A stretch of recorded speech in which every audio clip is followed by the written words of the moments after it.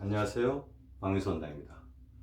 오늘 저는 같은 양을 먹어도 배가 더 부른 두 가지 다이어트 식사법에 대해서 알려드릴 건데요. 아마 제 이야기 듣고 나서 솔깃하시는 분들이 굉장히 많으실 것입니다. 왜 그러냐면 제가 비만 환자들, 체중을 조절하고 싶은 환자분들을 진료할 때 가장 많이 듣는 질문이, 왜 선생님, 저는 저 사람하고 똑같이 먹는데 저만 배고픔을 더 느껴서 더 많이 먹게 되나요? 그래서 항상 다이어트에 실패하는 것 같아요. 배고픔을 잘 조절할 수 있었으면 좋겠습니다. 왜 어떤 사람은 똑같은 양을 먹었는데도 배고픔을 더 느끼고 어떤 사람은 똑같은 양을 먹었는데도 배부름을 느낄까요? 바로 그 비밀이 여기에 있습니다. 먼저 그러려면 배고픔과 배부름에 대해서 알아야 되는데요. 우리는 배가 고프다는 느낌을 어디서 느끼겠습니까? 바로 위에서 느낍니다. 위가 비었을 때 배가 고프다는 느낌을 위에 있는 그렐린이라는 식욕중추가 머리로 전달해서 음식을 먹게 하고, 어느 정도 음식을 먹고 나면 우리 지방세포들의 분포에 있는 렙틴 수용체가 포만감을 머리 쪽으로 전달해서 그만 먹어도 된다. 즉 머리에 있는 배고픔 중추와 배부른 중추의 이 균형이 배부름과 배고픔을 느끼게 만드는 건데요. 문제는 아까 말씀드린 똑같은 양을 다른 사람하고 먹어도 배고픔을 느끼는 사람은 우리 여기서 전달하는 신호가 머리에 올라갔을 때 그것을 기억하고 받아들이는 우리 포만 중추의 센서가 떨어져 있고, 배고픔을 느끼게 하는 센서는 더욱더 강화되어 있다는 거죠. 이 배고픔을 강화시키는 센서들은 굉장히 많은 어떤 경로들, 메커니즘에서 작동이 됩니다.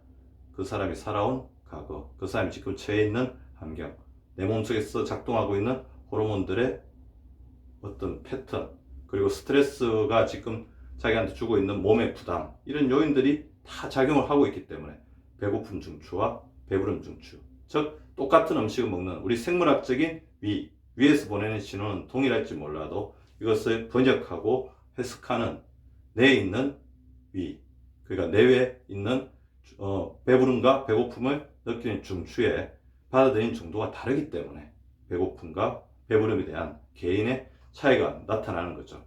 이렇게 배고픔을, 똑같은 음식을 먹었는데도 배고픔을 더 많이 느끼는 사람들의 어떤 내에 있는 위는 미각에 중독된 어떤 특성들을 가지고 있습니다. 입맛이 중독된 거죠. 가장 대표적인 것이 탄수화물 중독이라고 볼 수가 있을 건데, 이 입맛이 중독된 것들을 보면 일단 한계가 굉장히 높습니다. 배부름을 느끼게 하는 그런 어떤 한계가 굉장히 높기 때문에 어느 정도 채워져도 쉽게 배부름을 못 느끼고, 반면에 배고픔을 느끼게 하는, 허기를 느끼는 중추는 굉장히 떨어져 있기 때문에 조금만 배가 고파도 음식에 대해서 조금 집착하게끔 한다는 거죠. 두 번째는 되게 조급해요. 뭐냐면 음식을 먹을 때 빨리 자기 쪽으로 집어넣어야 되는, 그러니까 배고픔에 대해서 이렇게 길들이는 중추는 조금 그런 부분이 굉장히 약하다는 거죠. 그래서 조급하고, 더불어서 좋아하는 것을 먼저 먹으려는 욕구가 굉장히 강합니다. 그리고 감정적인 어떤 조절이, 스트레스가 있을 때 이런 부분이 좌우되는 정도로 굉장히 강하고, 이런 것들이 왜냐하면 이런 어떤 감정적인 어떤 스트레스가 있을 때 음식을 먹었더니 굉장히 기분이 좋더라, 행복해지더라, 도파민이 분비되면서 이런 부분들이 학습되고 기억되고 자기에게 주는 만족도가 굉장히 강하면 우리의 미각은 중독될 수밖에 없다는 거죠. 특히 우리 한국 사람들은 탄수화물에 대한 중독성, 탄수화물을 먹었을 때 도파민이 분비되고 안락감을 느끼는 정도가 강하기 때문에 대부분 배고픔을 좀 강하게 느끼시는 분들의 특징을 보면 탄수화물 중독을 많이 가지고 있다는 것입니다. 따라서 미각이 중독되어 배부름을 쉽게 느끼지 못하는 내 위를 잘 조절하기 위해서는 천천히 먹어서 내 위의 조급성을 조절해 주는 것이 굉장히 필요한데요. 바로 그 골든 타임이 15분입니다. 우리가 식사 후 15분 정도가 되었을 때 우리 지방세포에서 렙틴 호르몬, 포만 호르몬이 나와서 배부르니 그만 먹어도 되겠다, 그런 신호를 보내는 거죠. 그전에 오면 어떤 일이 생길까요? 식사하다가 밥맛이 없으니까 충분한 양을 섭취를 못 하잖아요. 영양 부족 상태가 되죠. 그래서 15분은 굉장히 의미가 있는 시간입니다. 근데 대부분의 사람들은 15분 전에 식사를 다 끝내버리고 그리고 필요 이상으로 많이 먹죠. 필요 이상으로 많이 먹었는데도 15분 안에 다 먹었기 때문에 렙틴 호르몬이 분비가 되지 않기 때문에 충분히 먹은데도 불구하고 배부름을 느끼지 못한다는 거죠. 따라서 15분 동안 천천히 먹다 보면 평소 먹는 양의 절반만 먹고도 그 양을 먹은 만큼, 2배를 먹은 만큼의 배부름을 느낄 수가 있다는 것입니다. 그러면 어떻게 하면 천천히 먹을까요? 천천히 먹기 팁을 몇 개를 알려드릴 텐데요.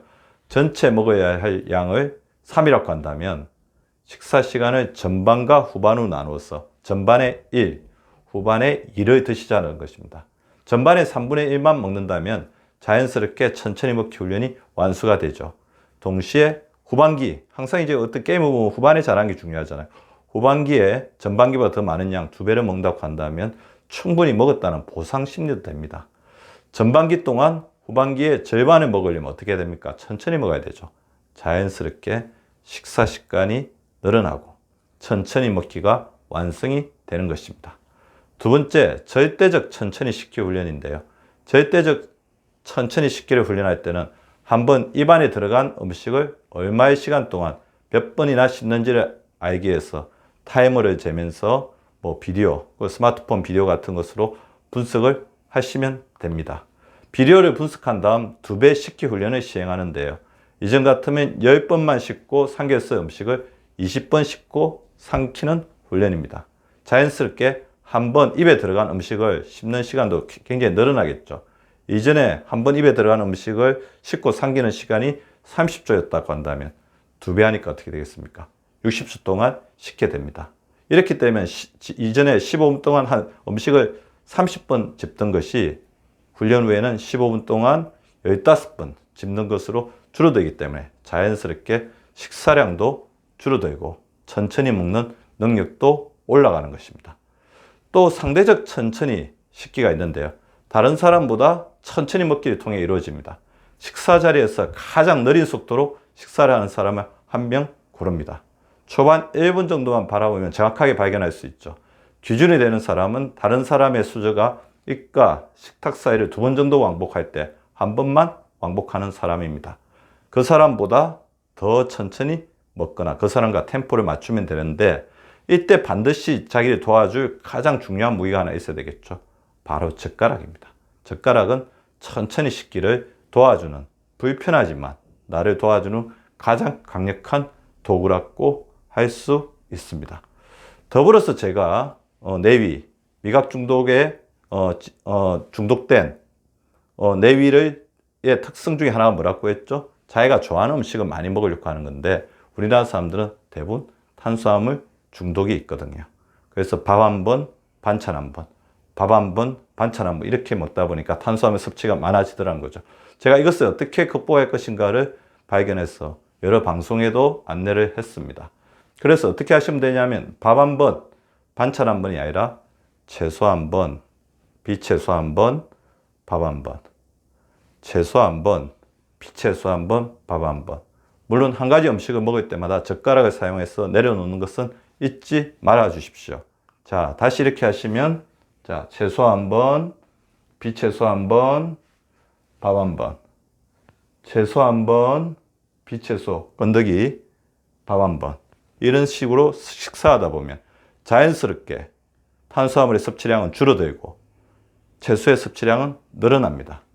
제가 이것을 다양한 방송들에서 테스트한 결과 평균적으로 밥 한 번, 반찬 한 번 먹은 사람에 비해서 채소 한 번, 비채소 한 번, 밥 한 번 이렇게 드신 분들은 식후 혈당이 24가 더 적게 올라갑니다. 당연히 혈당이 적게 올라가면서 지방세포로 전환되는 탄수화물의 비율도 줄어들기 때문에 다이어트에도 성공할 수 있는 거죠. 거꾸로 식사법이 필요한 사람들. 어떤 사람들이 있을까요? 밥, 빵면 등의 과자 등을 먹지 않으면 집중이 안 된다. 습관적으로 단 음식을 찾는다. 종종 참을 수 없는 허기를 느껴 커피 음식을 찾아 먹는다. 식사 직후 급격히 졸렸다가 힘이 빠지는 그런 저혈당, 혈당 롤링 현상이 있다. 식후 심장이 뛰거나 오히려 힘이 빠지고 더 피곤함을 느낀다. 다이어트를 해도 쉽게 살이 빠지지 않고 금방 여유가 온다. 최근 들어 복부나 옆구리살이 집중적으로 늘어난다. 목, 가슴, 사타구니, 겨드랑이 등의 우리 원치 않는 부위에 그런 또 셀룰라이트 등이 늘어난다. 여성의 경우 생리 주기에 문제가 있거나 남성의 경우 탈모가 온다. 그리고 가장 중요한 사람들은 무엇보다도 고혈압, 당뇨, 고지혈증으로 인해서 대사성 증후군 이후에 심뇌혈관 질환을 일으킬 수 있는 사람들은 혈당도 잡고 내장 비만도 잡아주는 거꾸로 식사법을 반드시 실천하시기 바랍니다. 그리고 무엇보다 중요한 건 한 가지를 말씀드린다면 평소에 물을 충분히 드시는 겁니다. 우리가 목이 마르면 갈증중추 쪽으로 신호를 보내는데 우리 머릿속에는 갈증중추 옆에 허기중추가 자리 잡고 있다가 목이 마른 신호를 배가 고픈 신호로 착각하게 만들었어. 다시 음식을 먹고 막 군것질하고 다시 목마름 느끼고 다시 군것질하고 이런 악순환을 느끼게 하는 거거든. 이런 악순환을 미연에 방지하려면 미리 충분히 수분을 섭취하는 것이 필요합니다.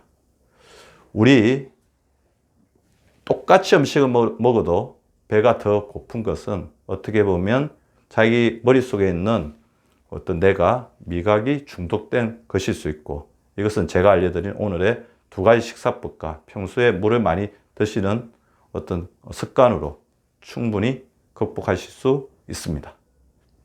여러분이 눌러주시는 구독과 좋아요는 사랑입니다. 많이 많이 눌러주세요.